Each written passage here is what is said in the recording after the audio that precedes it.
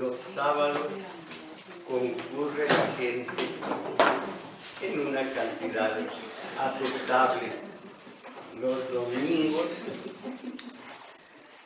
¿será que va a haber concentración de López Obrador porque anda diciendo que fue fraude, que voto por voto? Entonces, ¿será por eso o por qué? Pero seguimos adoleciendo de auditorio. Bueno, ustedes saben que a estas alturas toda la gente está interesadísima en algunos asuntos. Primero, la política, puro corto plazo, y comenta a la gente lo que escucha en la tele, lo que oye en la radio, y muy poca gente lo que lee en el periódico o en la prensa escrita. Hablan de la política, y el centro de la política es el villano López Obrador o el héroe purísimo Peña. Eso, comentarios de corto plazo de lo que oyeron en los medios de acondicionamiento social. En segundo término está la economía. De eso sí sabemos, porque las crisis económicas son recurrentes y pegan directamente en las clases populares. Así que saben de economía porque van al tianguis y demás, y es una situación difícil. Puro lamento. Y la esperanza en López Obrador. Y el tercero de los asuntos ya se está pacificando, el de los deportes. Piensen ustedes que cuando transcurría ¿cómo se llamaba? La Copa del Mundo, el Torneo del Mundo, algo así. Bueno, pues toda la gente estaba metida en esa situación, porque vaya que son las masas vulnerables ante los incentivos, ante las manipulaciones de los medios. Estaban totalmente metidos en el deporte, creyendo que el equipo de México iba a hacer grandes hazañas. Ustedes saben que cuando se es mediocre se es sin más. Puede dar un albazo como el de un triunfo sobre Alemania, pero de 100 veces que se enfrenten, ¿cuántas va a ganar el pobre equipo mexicano? En fin, de eso hablaron, y lo triste está en esto. Yo busco en el vehículo, busco algo que escuchar más allá de Opus 94, porque tiene unos anuncios o algo, y puro hablar de fútbol en la radio, en la tele, en todo, hablar de fútbol, y se apasionan hablando de algo que es terriblemente, que es fácil de entender, que no tiene ninguna ciencia, que no tiene nada, todo porque se les pagan para que manipulen aturdidos, como dijo mi padre. Y acuérdense que la tele es la que más daño hace a este país, porque le diluye los problemas que debían ser centrales y básicos para su propia sobrevivencia más arriba de la pobreza donde se vive. Pero no, cuando tienen tele, y en la tele deportes, no hay más que decir. Creo que también será telenovelas. Alguien me dijo una vez aquí, no sé por qué dije la tele, y me dijo, no, Rosa de Guadalupe. ¿Qué es eso? Pues son, dice, esto todos la vemos, Rosa de Guadalupe, quién sabe. Entonces, los deportes que les atasca la tele de comentarios. Alguna vez, cuántas veces he dicho en la radio, desde que yo tenía una pugna muy dura con Fernando Marcos, él y yo nos ofendíamos mutuamente y ambos dos a la par. Entonces, pues yo le decía, a su edad, porque nos conocíamos, a su edad, llegar a esta edad hablando del clásico pasecito a la red, así lo estuve choteando, porque cuando él decía clásico pasecito a la red, que el gol no era más clásico pasecito a la red, después yo estuve con el clásico, le dolía, le daba coraje, pero se aguantó, y ese es otro de los temas a tratar. Ninguno de estos temas importa, pues, más que la economía, pero no se hace nada para remediarla. Sin embargo, hay un tema que apenas tocamos y que apenas entendemos, que apenas conocemos, y ese tema es el que nos unifica a todos, la religión. Nos unifica y de una manera totalmente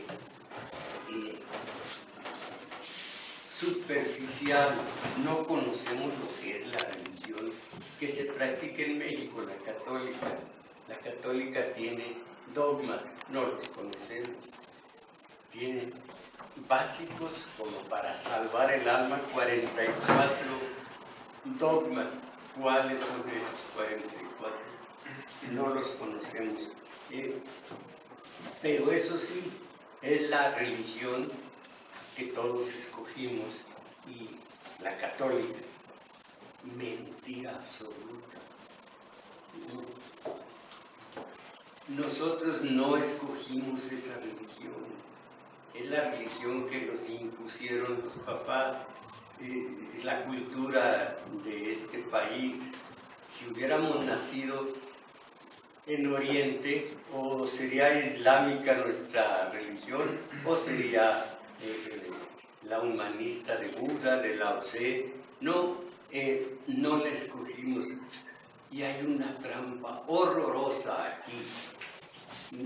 Nacimos con el pecado original. ¿Quién dice del pecado original? Yo conozco la Biblia bien. No hay tal pecado original. Pero el niño, ¿qué caramba sabe de pecados? Y le enjaretan el pecado original, y solamente con las aguas del bautismo se lava. Y al lavarse queda inscrito como católico. Ni siquiera el PRI en sus peores momentos hizo algo semejante. De allegarse a adeptos de una manera tan aviesa. Es católico, ya recibió las aguas del bautismo. ¿En qué religión? Pues en la católica. Y todo el mundo sabemos que la nuestra es la religión única, no hay otra. Y por supuesto hay tantísimas en tantísimas partes del mundo, y cada uno sabe y cree tener la religión, practicar la religión única. Pero una religión vale por sus resultados. Una religión que dé a sus adeptos paz y amor, como decían los Beatles, ¿sí? Amor y paz. Esa religión vale, pero si no da amor, si no da paz, ¿de qué sirve? Una religión tiene que infundir principios en la comunidad. ¿Por qué? Porque se es budista, porque se es islámico, porque se es católico. Esa es la razón por la que tenemos estos principios. México es el segundo católico de Iberoamérica, el primero es Brasil. Han venido a menos, a esta religión ha venido a menos, pero sigue siendo la prioritaria con mucho. ¿Y qué tal es la comunidad mexicana? ¿Cuántos valores se advierten en esta comunidad? ¿Cuál es el papel de los clérigos en esta comunidad? Ninguno en absoluto. El ir a misa, van a misa los domingos, ya con eso cumplieron. Y no van ni siquiera en el plan de conocer de qué se trata. La comunión, que es una de los dogmas de la Iglesia Católica, viene de cuando los clanes, para liberarse del patriarca, lo matan. Esto ya lo hemos estudiado. Lo matan y se lo comen. Esa fue la comunión primera. Se lo comen. Y entonces allí nace la religión de esa época. Una vez que se lo convirtió en una cruda moral muy grande, hemos matado al patriarca, al padre, al que usufructuaba todas las hembras. Ahora vamos a ser pareja, y eso ya fue un gran avance en la civilización. Pero mataron y se comieron al patriarca. Es cuando hacen un tótem, es tabú. Hay una serie de movimientos frente a él, cerca del tótem, y comienza allí en ese sentido la religión.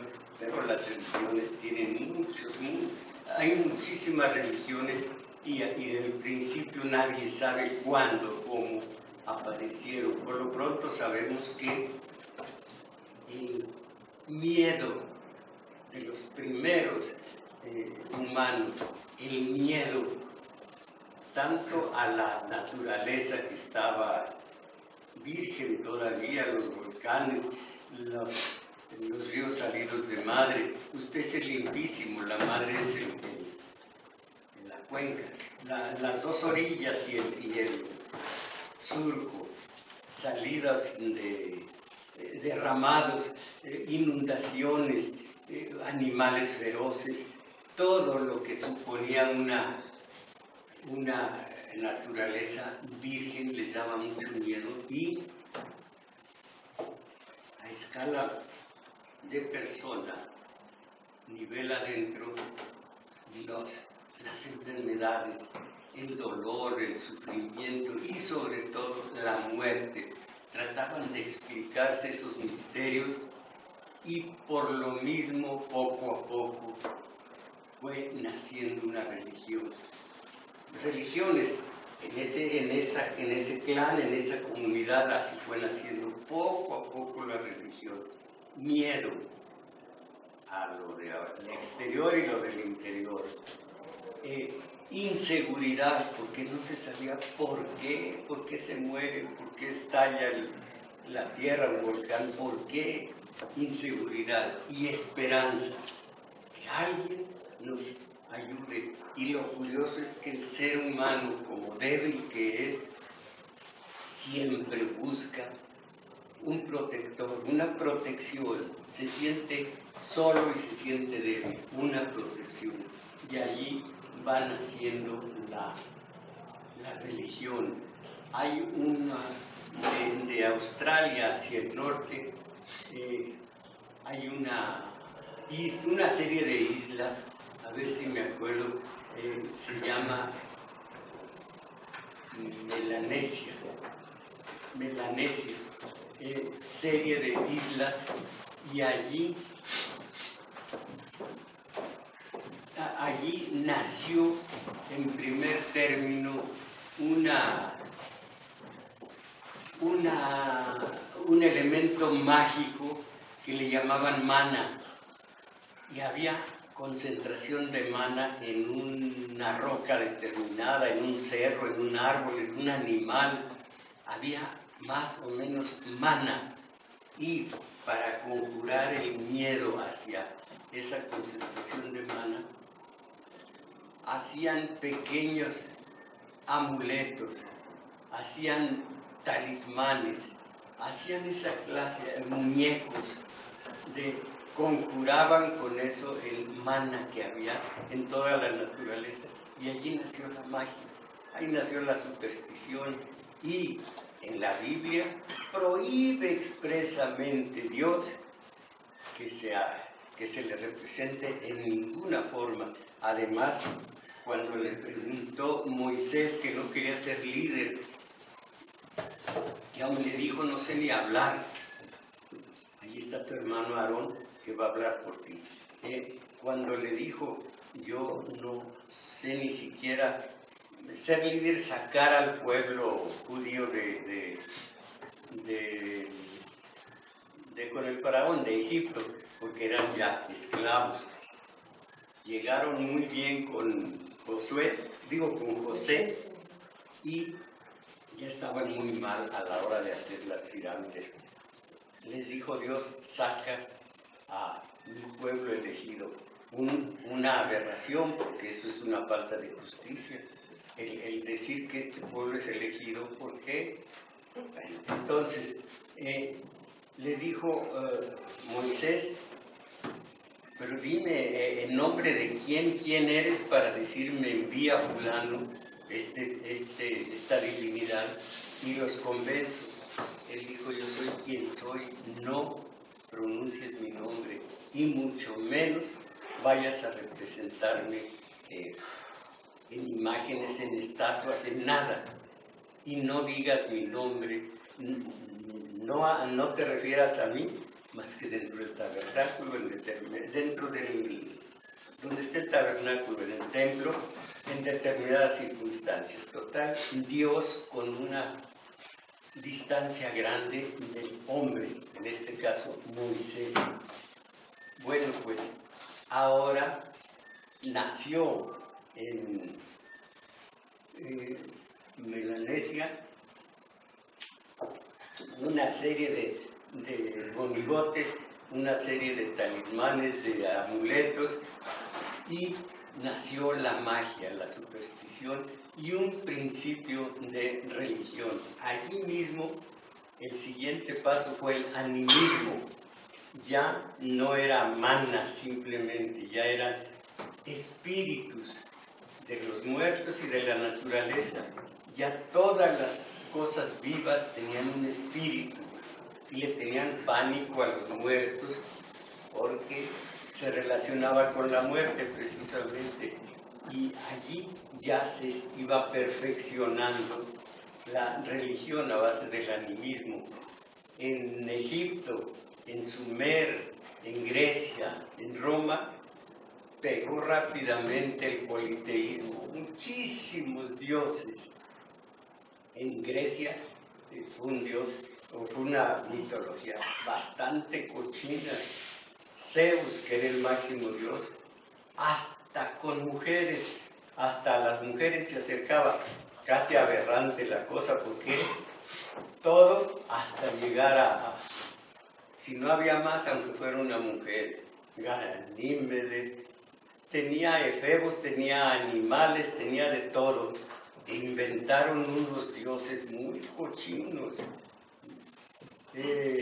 Hera, así se llamaba la esposa de Zeus, Hera, dio a luz a Hefestos, y al ver que estaba re feo, lo agarra de un tobillo y lo avienta por las escaleras, quedó cojo. Después, eso fue la misión del cojo, pues decía: ya que me queda. No le entendimos. Bueno, entonces, unos dioses execrables.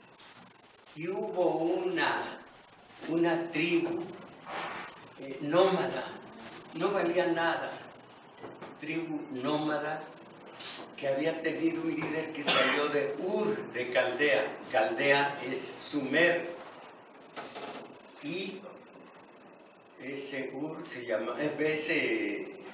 hombre se llamaba Abraham, y tenía una esposa, Saraí, pero de aquel tan recto y tan limpio y tan bueno, que al pasar por Egipto dijo: llégate a, lo correcto es llégate a, pero uno dice llégale al faraón, di que eres mi hermana, porque no haya peligro. Se acerca al faraón y le dice, llévale a tu hermano borregos, chivos, mulas, lo enriquece. En determinado momento le dice Dios en un sueño a te estás acercando a la esposa de mi siervo Abraham. Se asustó el faraón y lo aventó. Ahí le dijo, lárgate con tu marido, ya has de dispensar la molestia. Y entonces esa tribu se puso con mucha dificultad al monoteísmo. Mucha dificultad porque cada rato volvía al politeísmo, un chorro de dioses, todo de acuerdo a lo que había aprendido en Egipto. Y venían los castigos de Dios. Y esta es una cosa fundamental. Hay dos clases de religión, la autoritaria y la humanista. La religión humanista predica, que esa es, ¿cómo se llama? Teocéntrica y... diga. Egocéntrica. Solo cuando estén seguros ellos. Bueno, el otro tiene al hombre en el centro. Eso, quien dijo antropocéntrica. Es antropocéntrica esa religión porque tiene al hombre en el centro. La de Lao Tse es la de Buda, y la de esa que tiene muchas vertientes maravillosas. Jesús, Isaías, ¿cómo se llama este hombre? Sócrates. Hay varios más. Una religión, también Lao Tse, también Buda, una religión basada en el hombre, por eso el hombre es el centro, y trata de fortalecer las potencias de la razón para que a base de eso llegue a la meta que debe tener, ser feliz, ser alegre, y a base de ese sentimiento que le brote el amor, primero por sí mismo, luego por los demás, luego por el universo. Ahí ya llega el amor, la alegría, la felicidad a base de que potencia su razón para que llegue el sentimiento maravilloso del amor. Esas son las religiones antropocentristas. Pero hay la religión que tiene en el centro a Dios, teístas. Y allí la base está en la minimización, la impotencia del hombre frente a Dios. Conozco los textos, pero todos los transcribo para que oigan ustedes tal cual se escribieron. Una de las muchas vertientes que tiene el Talmud dice lo siguiente. Dios le dice esto al hombre. No es Dios, es el rabino. Haz su voluntad como tu voluntad, para que él haga tu voluntad como su voluntad. Anula tu voluntad ante su voluntad, a fin de que él anule la voluntad de los demás ante tu voluntad. Es el castrarse. Y luego, en estas perspectivas, la sumisión a la ley realiza la orden de Dios para la criatura, la purga de los deseos y de las pasiones de la voluntad propia, y purificándola, la conduce en Dios hasta la unidad del amor. Todas las virtudes preconizadas por la misma se orientan así hacia el objetivo supremo de la identificación de la voluntad del hombre con la voluntad del Señor. Anularse siempre. Y miren lo que dice este clérigo, porque así se anula, está acá, así se anula perfecta y totalmente la voluntad del hombre. Tu voluntad nada vale contra la de Dios. Y luego tú haces lo que Dios quiere, lo que Dios marca. Y si no lo haces, culpa. Y si hay culpa, solo el arrepentimiento. ¿El arrepentimiento de qué forma? En la confesión. Todo está manejado por unos hombres que se dicen vehículo y vínculo con Dios. La Biblia no lo dice, pero lo dicen ellos. Entonces, no tiene voluntad propia el individuo. Este es un arcipreste. Y para que todos lo entiendan, para que sepan que esta es la doctrina del católico, dijo: Padre, me pongo en tus manos, haz de mí lo que quieras, sea lo que sea, te doy las gracias. Estoy dispuesto a todo, lo acepto todo, con tal que tu voluntad se cumpla en mí y en todas tus criaturas. No deseo nada más, Padre. Te confío mi alma, te la doy con todo el amor de que soy capaz, porque te amo. Y necesito ponerme en tus manos sin medida, con una infinita confianza, porque tú eres mi Padre. No deseo nada más, Padre. Te confío mi alma y te la doy con todo el amor de que soy capaz, porque te amo. Y necesito ponerme en tus manos sin medida, con una infinita confianza, porque tú eres mi Padre.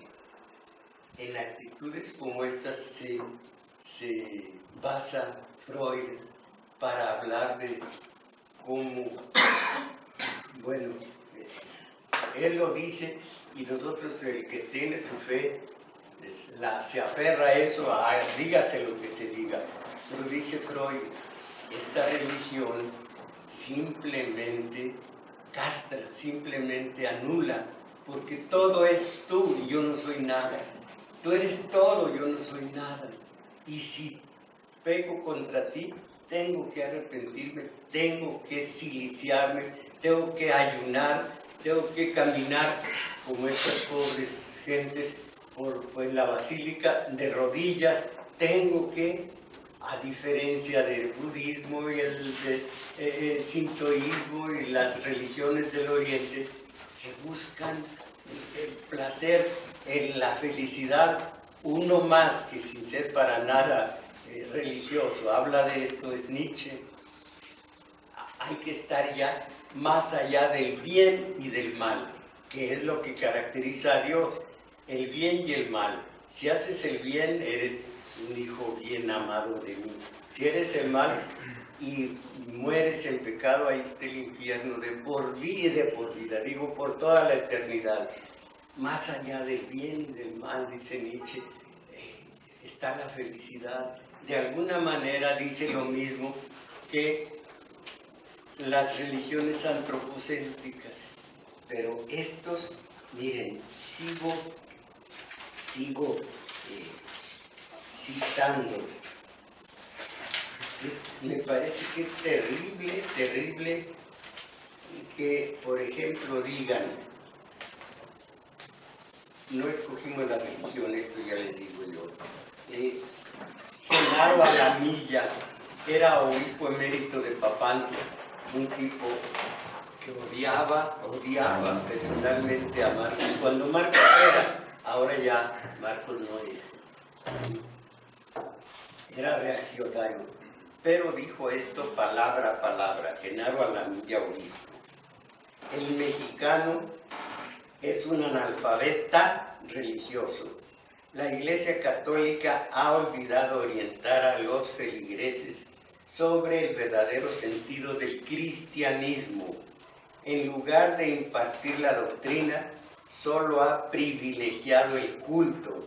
No ha enseñado cómo debe ser la doctrina católica, porque ha preferido dedicarse solo al culto, provocando con ello que México sea una nación de analfabetismo religioso.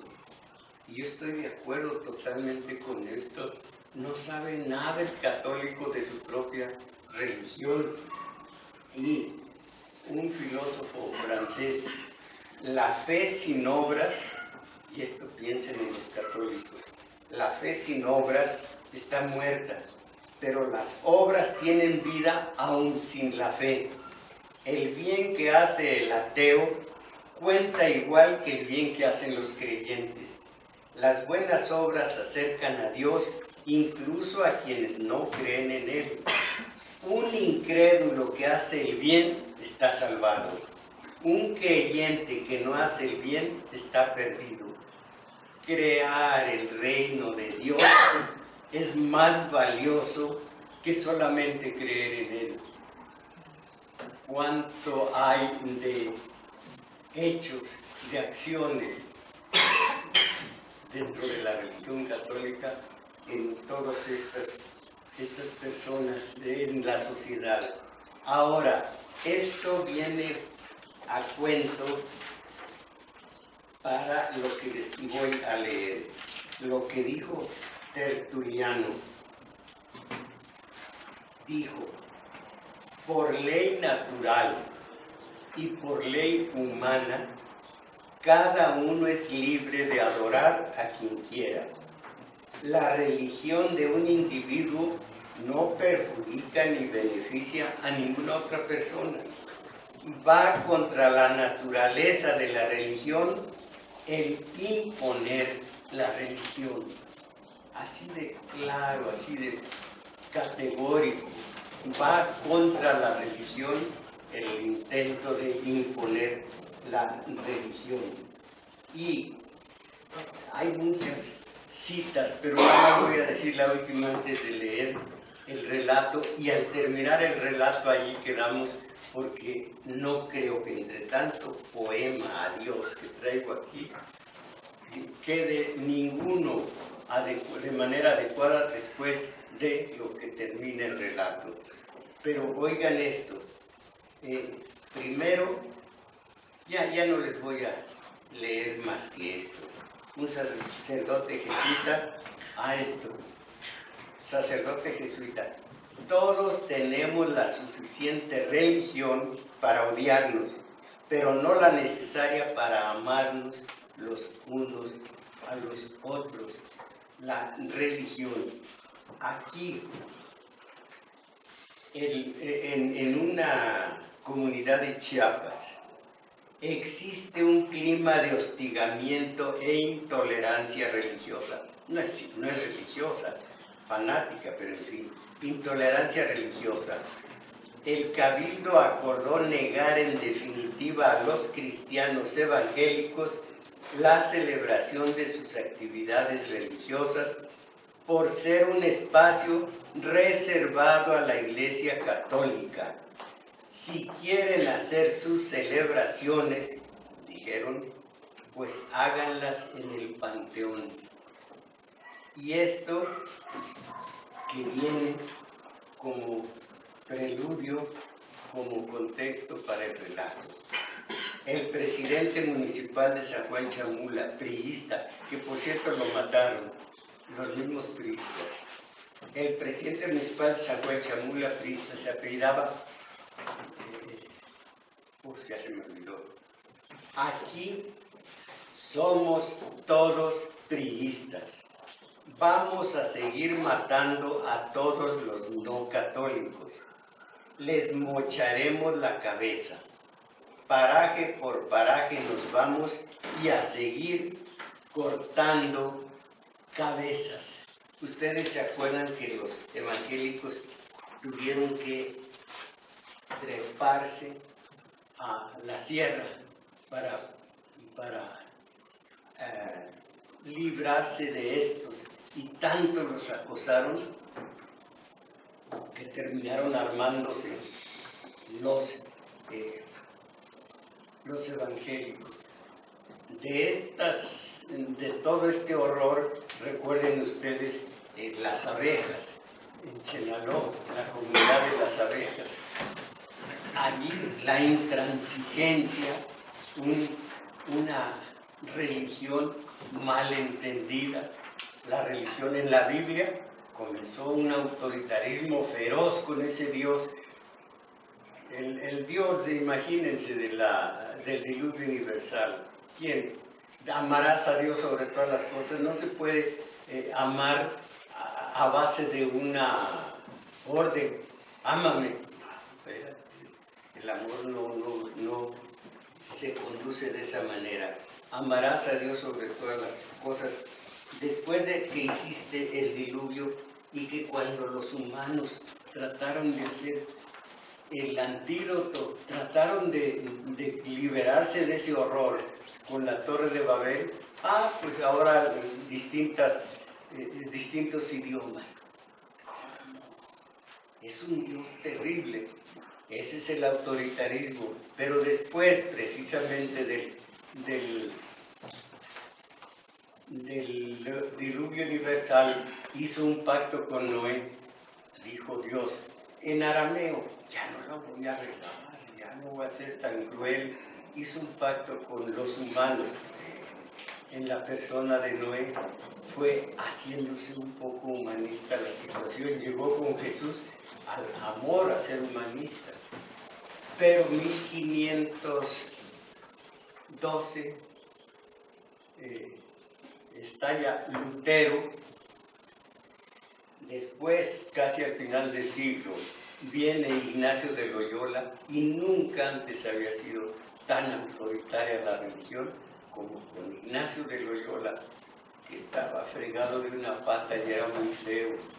Yo conozco su estampa, con razón fuiste así. Con razón no hay ni imágenes de este hombre, no hay ni de dónde agarrarlo, porque sí le faltaba una pierna de una ráfaga de AK-47 que le dieron no en Pamplona, ¿en dónde fue? En algún lugar de estos. Era soldado. En fin, volvió a ser autoritaria la religión. El horror de esa religión, con un tipo que me da asco y que tiene su nombre aquí en la siguiente calle. No me acuerdo cómo se llama. La siguiente calle, ¿se acuerdan cómo? No vayan a decir el nombre.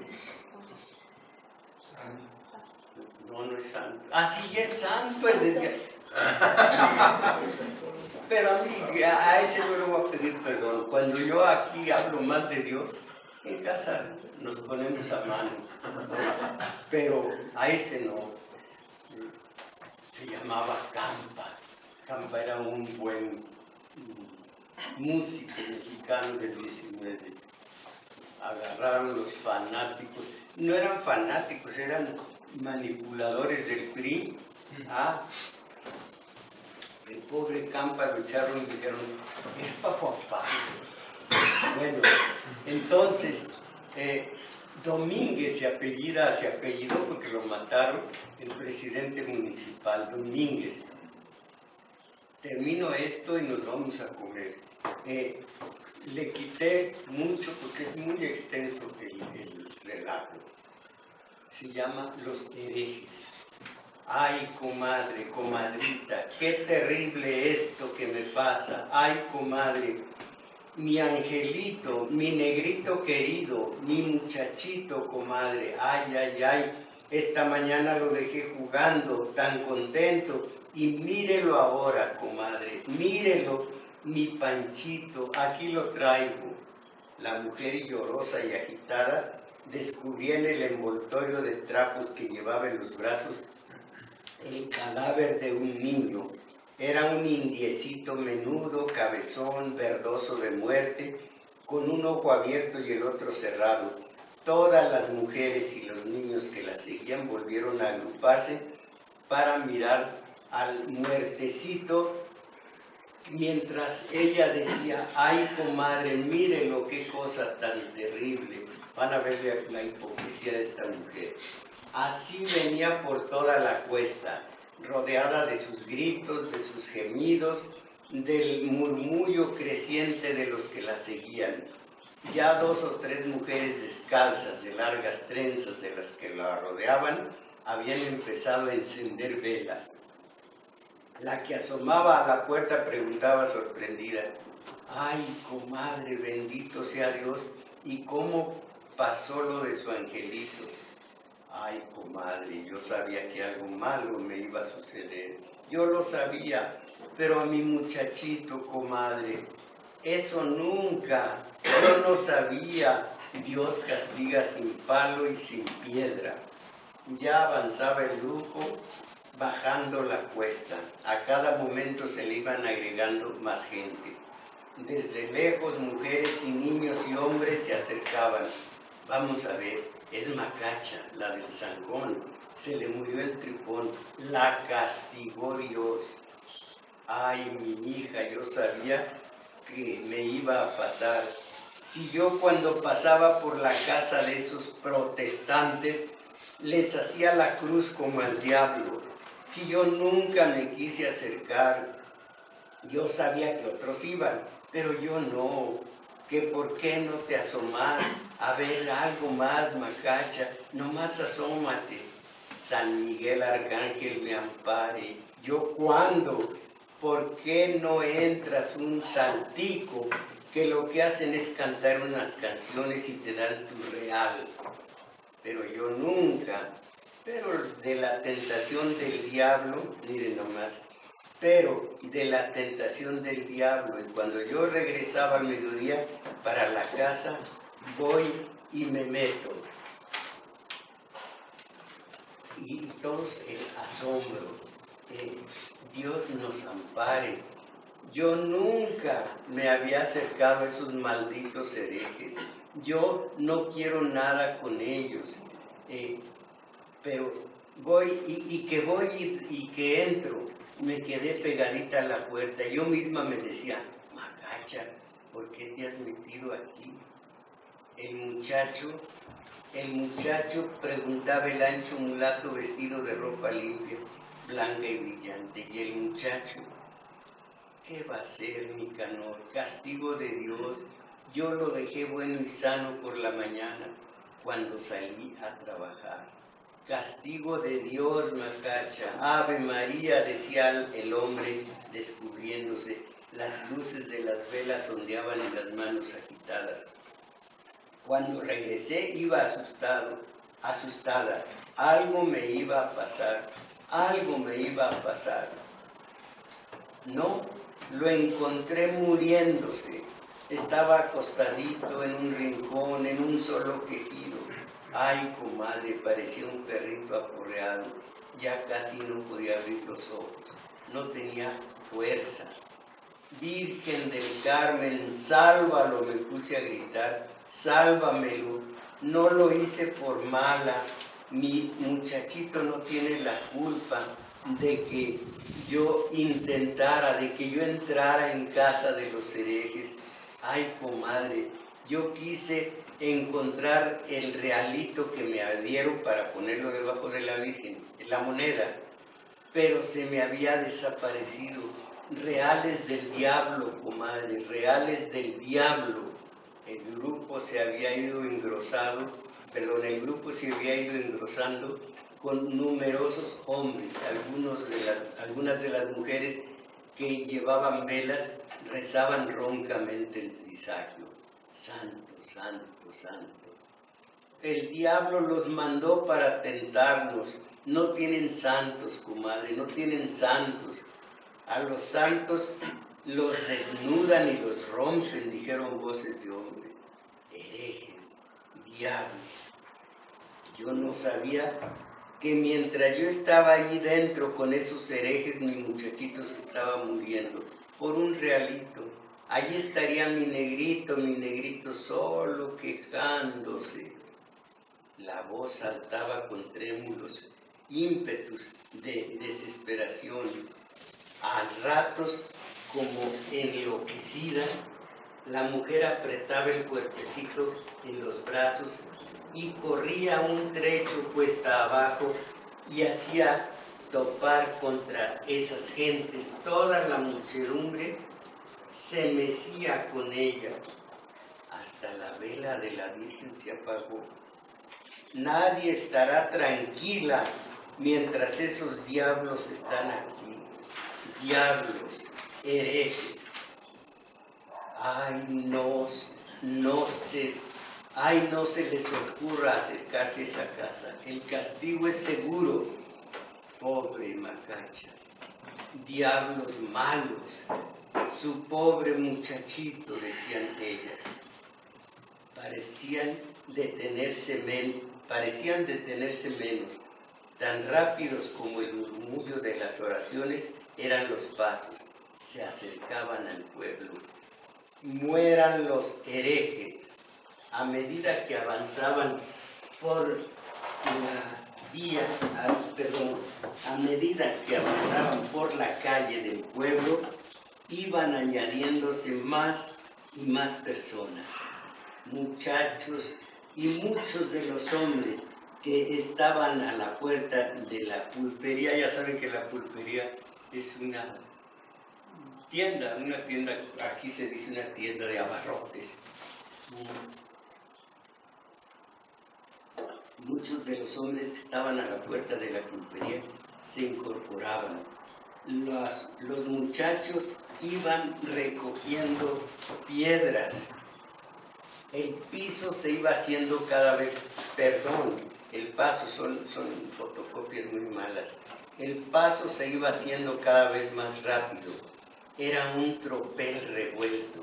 Las voces se alzaban agudas y estallantes. Mueran los herejes, a quemar la casa del diablo. Iban más y más deprisa, se empujaban los unos contra los otros. Esto es lo que yo hago con los herejes. Eso, decía un peón de bigotes caídos, lanzando un escupitajo negro de tabaco mascado. Se alejaban de las últimas casuchas por el camino real. La masa compacta, rumorosa, pasaron junto a una arboleda, bordearon una acequia. Pequeños grupos de gente que venían por las veredas y atravesaba el campo se iban incorporando. Que los maten, chillaban algunas mujeres. Vamos a acabar con ellos, vamos a acabar con esa plaga. Y a ratos las voces se unían en un grueso coro. Mueran los herejes. Ya todos llevaban palos, machetes, piedras. Iban como en un ruido de tropel de ganado. Macacha avanzaba adelante con el muertecito apretado contra el pecho. Sudoroso el rostro, rojos los ojos, alborotado el cabello, repitiendo en un rezongo gimiente: mi querido negrito, Dios mío, mi pobre muchachito, qué pecado tan grande, no podía vivir. Antes dice, en cuanto me dieron mi real, abandoné ese sitio del diablo. Nomás esperó su realito. Los herejes, bichos malos, mandados por el diablo a hacer maldades. A cada momento entre el abigarrado montón volaba una mano persignándose. Todos iban sintiendo como prisa y como angustia a medida que avanzaban. Vamos a volver a rezar el trisagio, decía una cascada voz. Pero voces hombrunas se alzaban. ¿Qué trisagio ni qué trisagio? Lo primero es acabar con esos bichos. Al irse acercando, antes, el tropel adelantaba cada vez con más prisa. Hay que pegarle candela a esa casa como potrero apestado. Todavía lejos, hacia un lado del camino, empezó a verse la casa donde tenían su capilla los protestantes. Era una casa blanca de zócalo azul y puertas verdes con techo gris de zinc. No se veía nadie en los alrededores. Al acercarse hubo como un refrenamiento, avanzaban cada vez más lentamente. La casa se destacaba nítida e impresionantemente sola en medio del campo. Anchas y abultadas nubes grises hacían fondo en el cielo. Parecía como si fuera a llover. Un viento húmedo cortaba los cuerpos. Los muchachos apretaban con fuerza los pedruscos en la mano hasta sentir dolor. Macacha iba como más aislada, más delantera. Los hombres se habían ido poniendo en alas rodeando a las mujeres. De pronto sonó como una detonación, como el estallido de un disparo que a todos sobresaltó. Alguien, algún muchacho de atrás, había lanzado una piedra contra el techo de zinc, pero no hubo más. Todos sobrecogidos parecían esperar. Fue entonces cuando se abrió la puerta verde de la casa y salió una niña grande, alta, flaca, descolorida, con 2 trenzas de cabello amarillo colgándole a la espalda. Vio, como sin comprender, aquellos rostros, aquellos palos, aquellas miradas, las mujeres, los hombres, los muchachos, todo el espacio parecía lleno.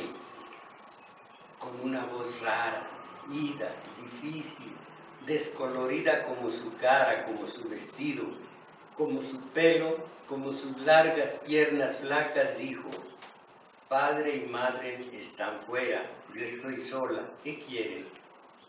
Macacha la ve a ella sola, no ve sino aquella cabeza sin color, aprieta al niño muerto con una fuerza convulsa, tiene el pie descalzo sobre una piedra, nadie ha respondido. Pero de repente, como quien corta una arteria y salta la sangre, Macacha bramó: ¿qué queremos? ¿Qué queremos? ¿Qué queremos? Se agacha. ¿Qué queremos? Resuena. Oye repetir: suelta el cadáver. ¿Qué queremos? Toma la piedra y salta hacia la niña. Han estallado de nuevo todos los gritos, más terribles y altos que nunca. Mueran los herejes, mueran. Como una marejada, la masa se precipita deshecha, retumban las piedras contra la puerta y el techo. La grita se alza encendida con fuego. Macacha corre tras de la niña. Lo que le ve ahora es la espalda menuda, las 2 trenzas rubias flotantes, cerca, entre el griterío y el estruendo de los golpes. ¿Qué queremos? Casi al alcanzarla, le descarga sobre la cabeza la piedra. La niña rueda un trecho entre la tierra y la hierba. Los que vienen detrás de Macacha la apedrean ya tendida en el suelo, ya quieta, ya tan quieta como Macacha, que mira floja, ausente, agotada, tan floja como el sonido de los pesados pedruscos sobre la carne floja e inerte, blanca y manchada de sangre. Dicen los que de esto conocen que este es un verdadero orgasmo de quien practica esta clase de linchamiento. Entonces, esto es un pequeño, sí podemos terminar con un poema. Antes dijo Macacha, les repito, que entró, tomó su realito, y miren lo que es, esto lo dice la Iglesia Católica, lo que es la malicia. Cuando no hay malicia, no hay pecado. Y les pongo de ejemplo algo obvio, que es un niño viendo a una mujer desnuda no le dice absolutamente nada la vista de la desnudez de una mujer, pero da un varejoncito, ese ve y sabe que está haciendo mal. La malicia es la que provoca que el individuo, mujer u hombre, peque, es la malicia. Entonces, esta mujer se hace tonta, entró para que le dieran el dinerito y se sale. Y la malicia, el sentido de la culpa, la hace atribuir al diablo o a castigo de Dios esa situación. Dios en la Iglesia Católica, Dios nunca castiga. ¿Qué chiste tiene que Él diga, les doy el libre albedrío y luego se ponga a castigar algo perpetrado en este mundo? No, para el creyente Dios juzga, pero en el más allá, no aquí. Aquí tiene una libertad absoluta. Esta es una pequeña fábula tonta, pero así es que estaba escribiendo contra Dios un individuo cosas muy feas y Dios le detiene la mano para que no siga escribiendo. Él dice, ¿qué pasó? ¿Por qué me detienes? Soy libre. Es cierto, y le suelta la mano y dice, ya nos veremos allá. Todavía tiene el individuo el recurso de la confesión, y aquí hay un error grandísimo de los creyentes que no conocen su religión. Sí perdona Dios por medio de los sacerdotes, de los confesores, pero si hay un verdadero arrepentimiento, si un individuo mató y se acerca al confesor y lo confiesa arrepentido, Dios lo perdona. Pero si un tipo se voló una torta de las sabrosas que tiene allí este hombre, Oscar, y se acerca a confesar y no lleva arrepentimiento, no vale nada, no vale la confesión. Así que hay una condición previa, el arrepentimiento, y eso es lo difícil. Decía un cura en Guadalajara, eso de que en último momento se arrepiente uno es una mentira. Dice, yo iba manejando a México y que el coche se va a un voladero, no pensé en Dios, que no pensé que iba a morir y que iba a estar en el juicio de Dios. Lo único que dije fue, en la madre, ya no llegué a Guadalajara, ya no llegué a México. Es todo lo que pensé, y es muy difícil de último momento arrepentirse. Y como les repito, por supuesto que no fue el que haya entrado con los evangelistas, sino le picó un animal o algo tuvo el muchachito que se murió. Pero la malicia, esta mujer va a tener la tara, el sentimiento de culpa lo va a tener por toda su vida, porque ella indirectamente mató a su chamaquito, porque fue un castigo de Dios. Dios no castiga. Si conocieran realmente la religión católica, yo la conozco porque pues estuve en el seminario, y no les digo que sea yo creyente de esta religión, porque miren lo que ha hecho esta religión. Piensen nada más en dos nombres: Norberto Rivera y Onésimo Cepeda. Onésimo Cepeda, que fue o sigue siendo ¿cómo se llama esto? Promotor de corridas de toros, algo que abomino, de corridas de toros. Y un bon vivant, un hombre que bebía lo mejor, comía de lo mejor, y decía, la catedral de Catepec es mía, me la dieron de regalo en mi cumpleaños. Un individuo nefasto. hice yo un artículo en donde un individuo me decía, ya no puedo más, estoy harto, mira, el mal del estómago, mareado, ya no puedo más. Pues me daba lástima de este pobre señor que se quejaba del maltrato que recibía y de una vida muy, muy dificultosa. Y les decía yo, pues, ¿qué hago, Jesús? Sí, dices que aquí, en la panza de Onésimo, que me lleve y me trae de los toros al golf y demás, ya me enfermó del estómago, era Jesús. Y esto es absolutamente cierto. Cuando Onésimo Cepeda todavía no se jubilaba, en Navidad fueron a entrevistarlo muy tempranito, estaba jugando golf. Y él decía, mira, oyes a los pajaritos, pi, pi, pi. Y dijo el entrevistador, todavía novatón, sí, están alabando a Dios. Y dice Onésimo, ¿cuál alabando? Están diciendo, pi, pi, pi, frío, ya no aguantamos. Eso dijeron ellos. ¿Me entienden el pin? Pin frío, están renegando del frillazo que está haciendo y él jugando. Ese era el Onésimo Cepeda y sigue siendo.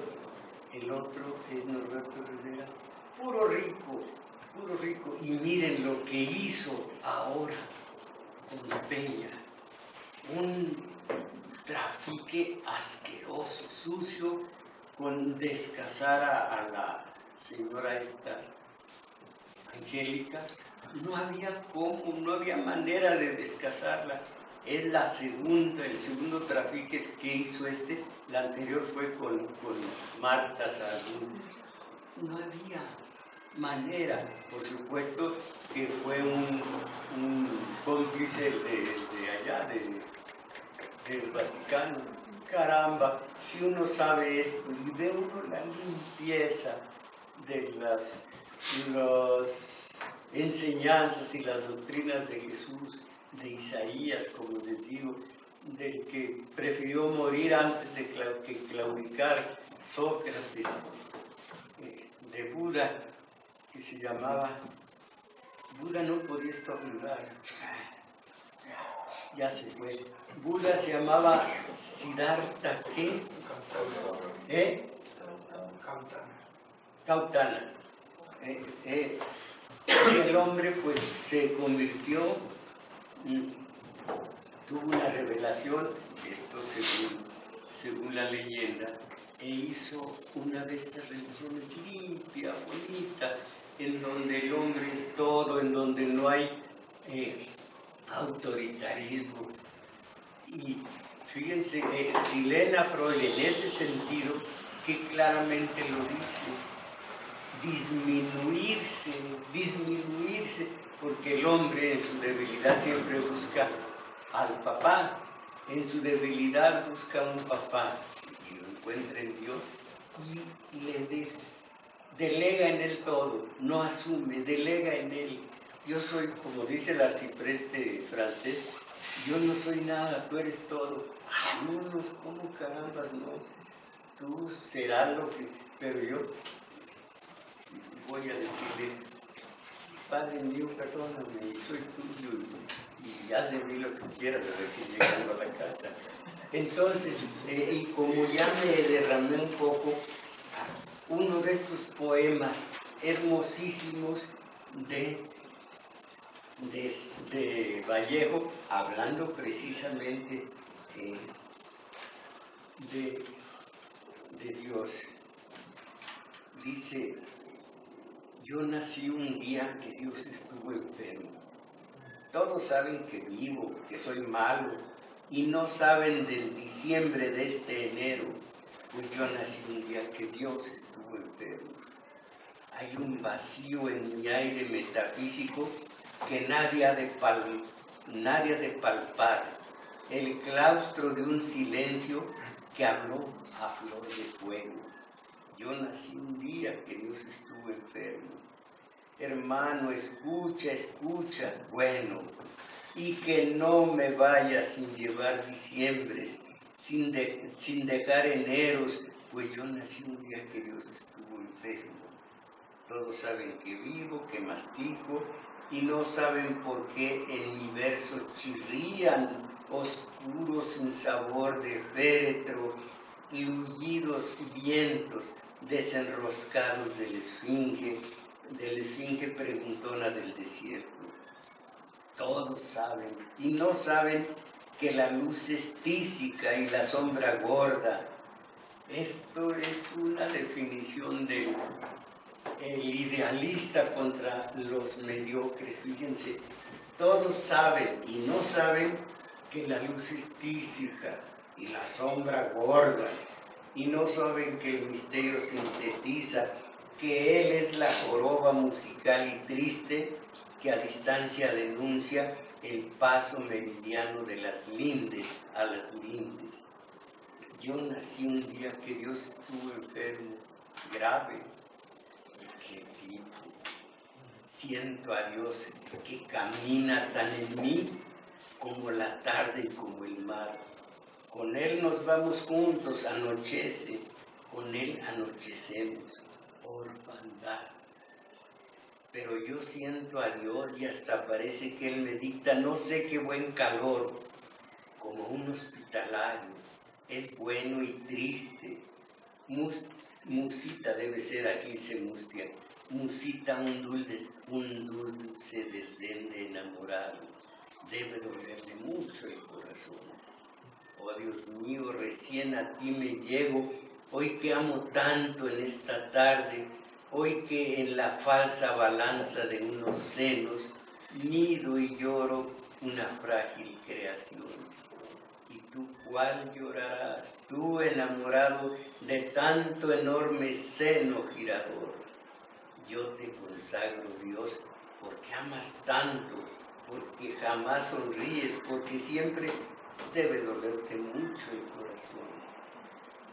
No, pues este Dios sí, como decía mi niña, Asina, sí, pero el Dios que impone condiciones, y si te pliegas a mis deseos, bien, y si no, castigo. Ustedes saben, castigo de Dios. Esto, el temor de Dios, para mí es un disparate, y lo dicen los curas, disparate horrible, temor de Dios. ¿Cómo, si se ama a Dios, cómo se le va a temer? Y si se le teme, ¿cómo se le va a amar? Pero esta es una religión que, les digo, para mí tiene muchos asegúnes, pero termino diciéndoles esta anécdota. Un catedrático dio una clase, dio una cátedra precisamente de Dios, y mostró palpablemente, palmariamente mostró que Dios no existe. Datos, cifras, este es un decir, claro. Y demostró que no existe Dios. Al poco tiempo recibió una carta de una anciana que había estado en la conferencia, y le dice: Señor, tengo 90 años, estoy por morirme.